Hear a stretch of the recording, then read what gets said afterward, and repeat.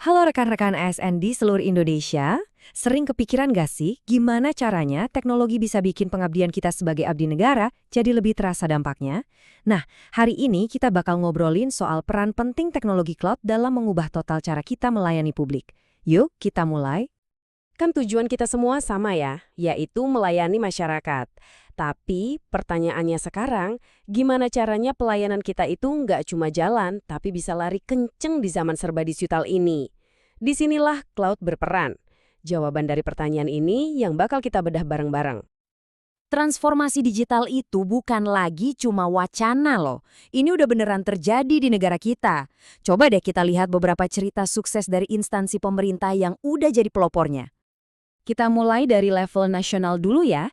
Bisa dibilang sebagai Nahkoda Digitalisasi Indonesia, Kementerian Komunikasi dan Informatika atau Kominfo jadi yang terdepan dalam gerakan besar ini.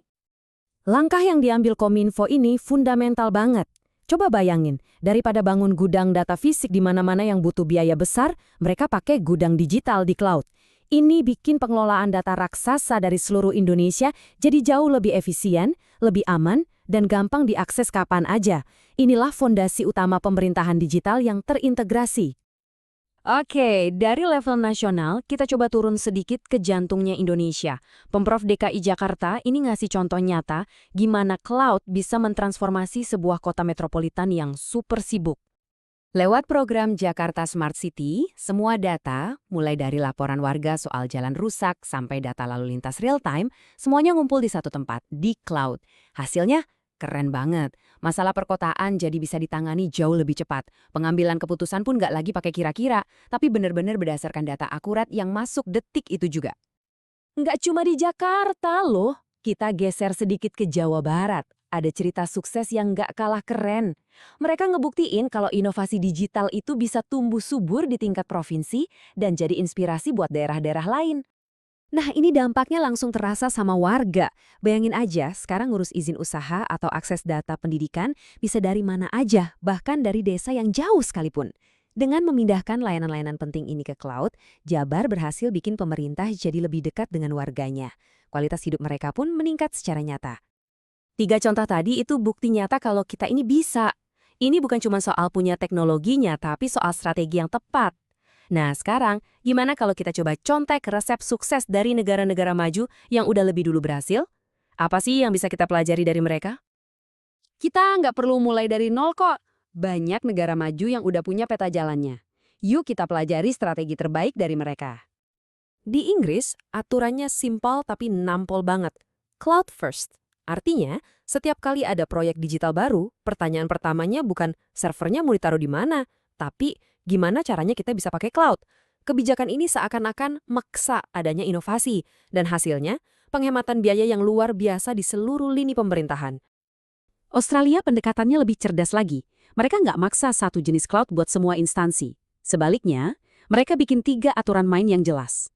Data wajib aman, sistem antar lembaga harus bisa saling ngobrol dengan lancar, dan semuanya harus efisien. Ini ngasih kebebasan buat tiap lembaga buat milih alat cloud yang paling pas buat kebutuhan mereka masing-masing. Kalau Singapura, mereka ngambil langkah yang lebih jauh. Mereka nggak cuma pindah ke cloud, tapi mereka bangun semacam dapur digital terpusat lewat GovTech.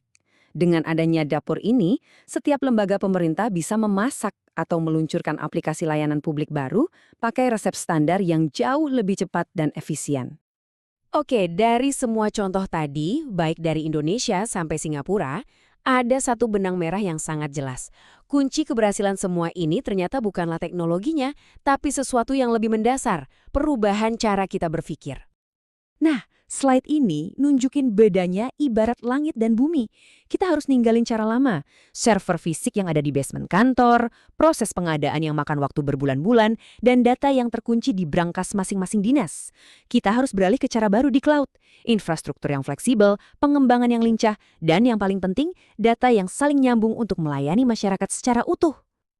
Dan inilah jantung dari semua obrolan kita. Pada akhirnya, ini bukan soal server atau software, bukan.